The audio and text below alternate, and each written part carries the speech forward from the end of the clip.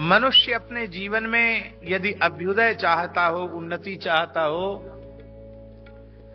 तो ठीक 4 बजे उठना आसन से आरंभ करते हैं।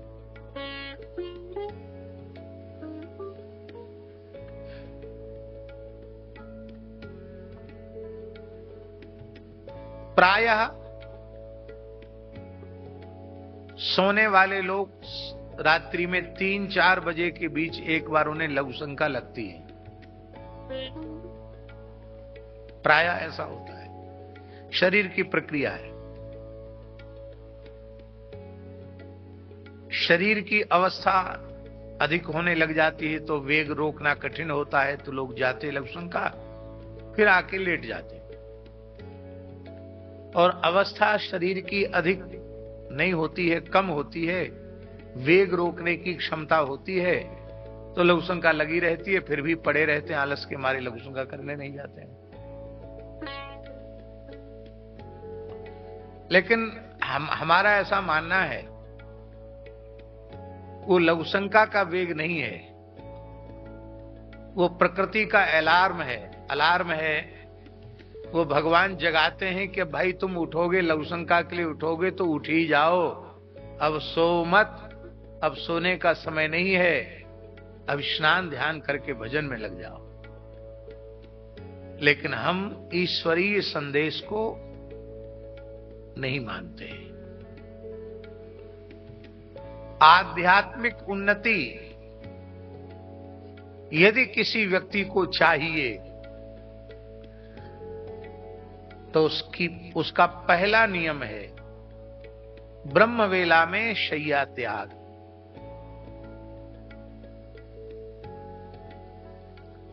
आध्यात्मिक उन्नति चाहिए तो कम से कम 4 बजे तो हर हालत में बिस्तर छोड़ दो, आसन छोड़ दो, स्नान आदि में चले।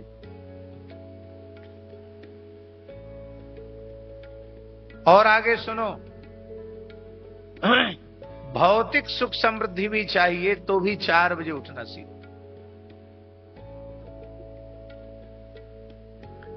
दैवी संपद विमोक्षाय निबंधाया सुरीमता। दैवी संपत्ति की प्राप्ति के लिए आपको ब्रह्म वेला में जगना पड़ेगा। आप लोग कहेंगे कि हमने तो दिन चढ़े तक सोने वाले, 9-10 बजे तक सोने वाले लोग भी धनी मानी देखे हैं। वो धनी मानी है अवश्य, इसमें कोई संदेह नहीं है, पर वे आसुरी संपत्ति वाले। क्या आप भी आसुरी संपत्ति वाले बनना चाहते हैं?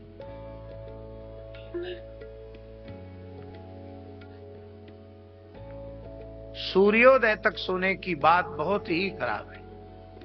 साधक कथनचित सूर्योदय तक सो जाए तो उसे पश्चाताप करना चाहिए, इसका प्रायश्चित करना चाहिए। पूरे दिन केवल जल पी करके रहे और भगवान से प्रार्थना करे कि ऐसा दूसरा दिन हमारे जीवन में फिर ना आवे।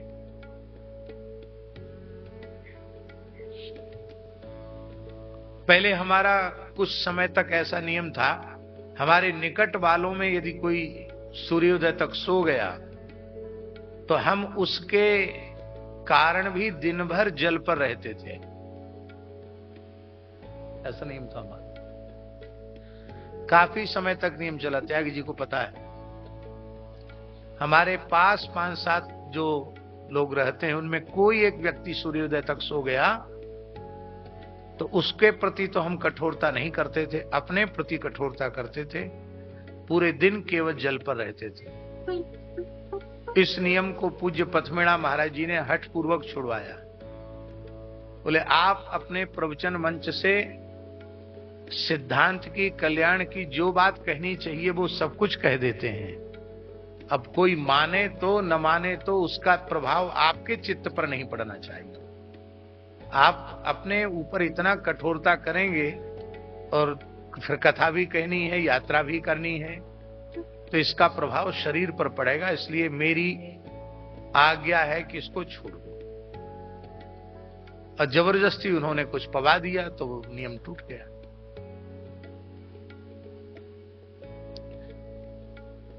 कितने दुख की बात है, मनुष्य के पास भगवत स्मरण के लिए समय ही नहीं है। बातें लंबी चौड़ी करना है कल्याण की, कहां से कल्याण होगा? पहली बात, सुबह उठना सीख लो। और लोग क्या कहते हैं, रात्रि को 9-10 बजे सो गए और सवेरे 6-7 बजे उठे और फिर कहते अरे आज तो बहुत जल्दी सवेरा हो गया। अरे भले आदमी, सवेरा जल्दी हो गया? रात के समय पर रात हुई, सवेरे के समय पर सवेरा हुआ।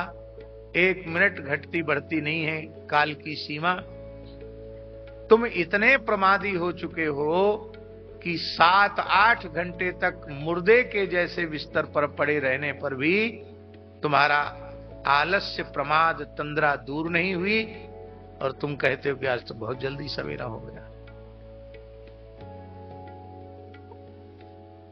संसार में जो गृहासक्त पुरुष हैं, विषयासक्त भोगासक्त पुरुष हैं, उनके जीवन में हजारों बातें कहने सुनने की होती हैं और वे केवल कहने सुनने तक ही सीमित रह जाती हैं। हजारों बातें कहने सुनने, सोचने, करने, समझने की होती है, उन्हीं में जीवन बीत जाता है। संसार के कामों में उलझे रहते हैं और शेष जीवन की स्थिति यह है, रात्रि का समय बहुत अमूल्य होता है। उस रात्रि के संपूर्ण समय की चोरी निद्रा देवी कर लेती है। निद्रया ह्रियते नक्तम, नक्तम निद्रया ह्रियते। निद्रा के द्वारा रात्रि के काल की चोरी कर ली जाती है। सोते सोते रात व्यतीत हो जाती है। निद्रया ह्रियते नक्तम, सारी रात सोने में व्यतीत हो जाती है। व्यवायेन च वावयः, अथवा व्यवाय में या तो भोग में रात्रि व्यतीत होती है या निद्रा में रात्रि व्यतीत होती है। और दिन दिवाचार्थे हया, धन कमाने की इच्छा में दिन व्यतीत हो जाता है। धन कमाने में नहीं, धन कमाने में नहीं, धन कमाने की इच्छा में। आप लोग कहेंगे धन कमाना और धन कमाने की इच्छा, समझ में नहीं आई बात।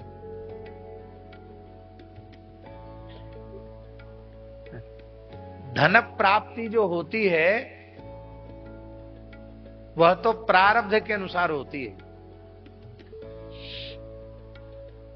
धन की प्राप्ति प्रारब्ध के अनुसार होती है।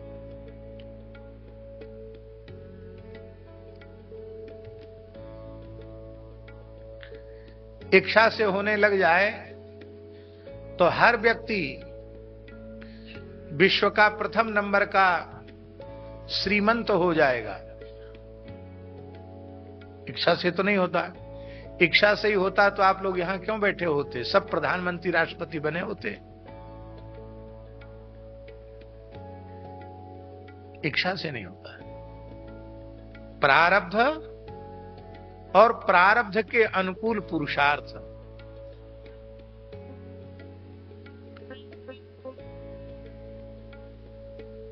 धन कमाने की इच्छा, इसलिए यहां सुखदेव जी ने कहा है कि धन प्राप्ति तो प्रारब्ध के अनुसार होती, पर धन प्राप्ति की इच्छा सबकी रहती है।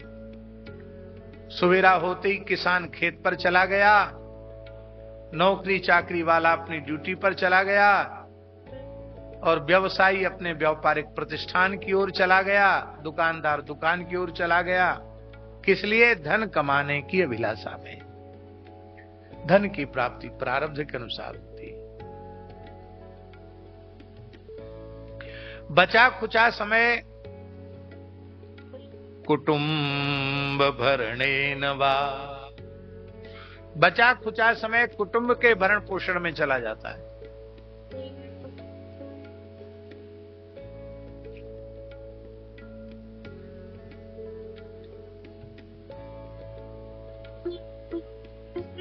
अब एक और प्रपंच सबके पीछे लग गया है, उसका नाम है टीवी अथवा मोबाइल। जब तक टीवी केवल आई थी तब तक कुछ कम प्रपंच था। लोग फुर्सत में आते थे, घर में टीवी खोल के बैठते थे। अब हर हाथ में टीवी आ गई मोबाइल के रूप में। जो चाहो सो मोबाइल में देख लो।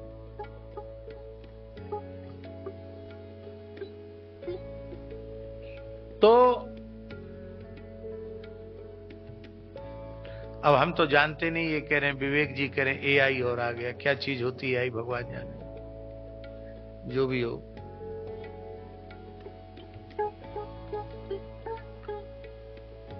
तो ये सब चीजें हैं मनुष्य के अमूल्य समय को नष्ट करने वाली। देखिए हम जो कुछ बोल रहे हैं ये हम सबके परम कल्याण की बात है।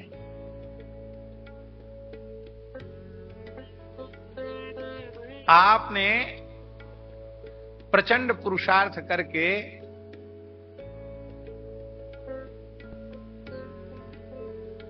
अस्सी वर्ष तक की आयु में, एक अनुमान बता रहे हैं हम आपको, 80 वर्ष तक की आयु में आपने 100 करोड़ रुपए कमाया। कितना कमाया? 100 करोड़। अब भगवान से आप कहिए कि हमने 80 साल में जितना 100 करोड़ कमाया है वो सबका सब आप ले लो, 80 वर्ष हमको और दे दो, मिल जाएंगे?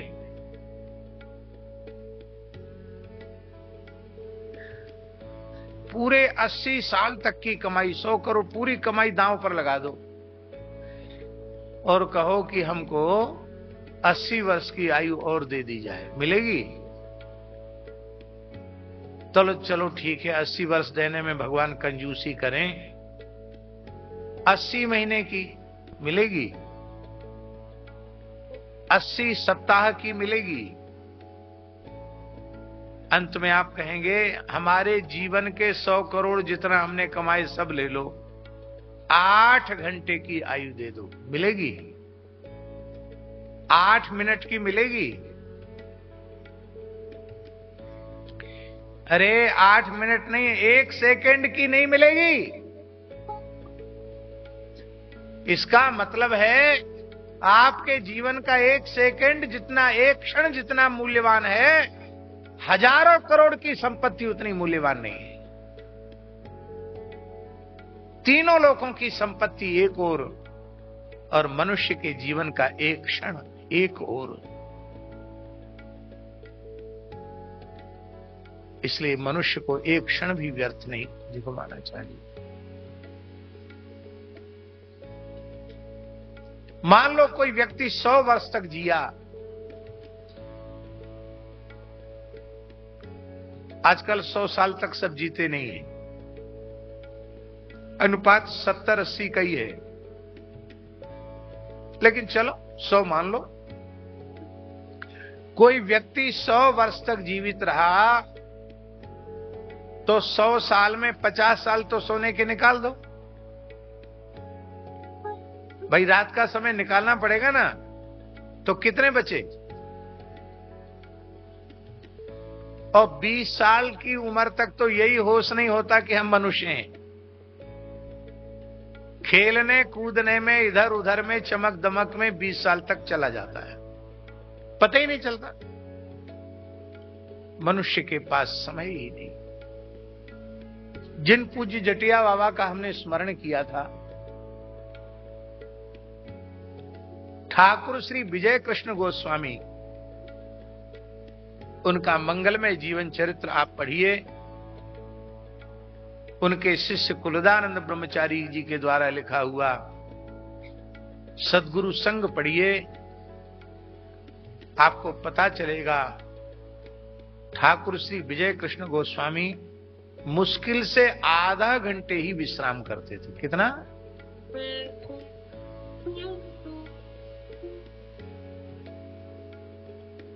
23.5 घंटे उनका साधन में जाता था।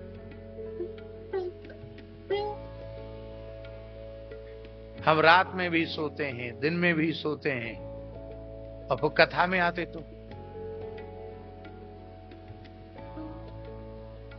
ऐसे हो जाता। सामने वाला ठीक से सुन रहा, उसी के पीठ में अपनी मुंडी टिका देते हैं।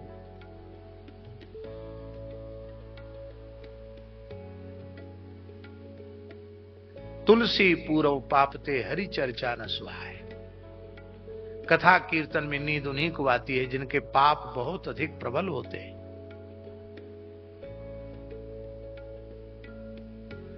एक क्षण के लिए नींद आ गई, मान लो वही एक वाक्य हमारे जीवन की दिशा बदलने वाला होता,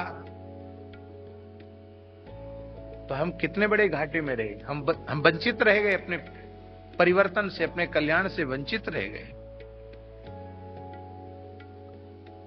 व्यवहार से पलायन नहीं किया जा सकता है। खेती, नौकरी, चाकरी, व्यवसाय, परिवार के नाते, रिश्तेदारों के प्रति कर्तव्य, व्यवहार, वो सब करना पड़ेगा। उसको छोड़कर कहीं भाग नहीं सकते। किंतु यह सब करते हुए भी इस बात पर पक्का ध्यान बनाकर रखना पड़ेगा कि मनुष्य जन्म केवल भगवत प्राप्ति के लिए मिला है, और भगवत प्राप्ति का सबसे श्रेष्ठ, सबसे सहज, सबसे सरल साधन है निरंतर नाम का अभ्यास। निरंतर नाम का अभ्यास, हर समय नाम, हर समय नाम, हर समय नाम। किसी का मार्ग आज तक खुला है, भगवान नाम से ही खुला है, और किसी का खुलेगा तो भगवान नाम से ही खुलेगा, और कोई उपाय नहीं है। नित्य सत्संग, सदग्रंथों का स्वाध्याय, नाम का आश्रय, आहार की शुद्धि, ये सब निष्ठापूर्वक यदि आप करेंगे तो ये बात बिल्कुल पक्की है, आपका मानव जन्म सफल हो जाएगा।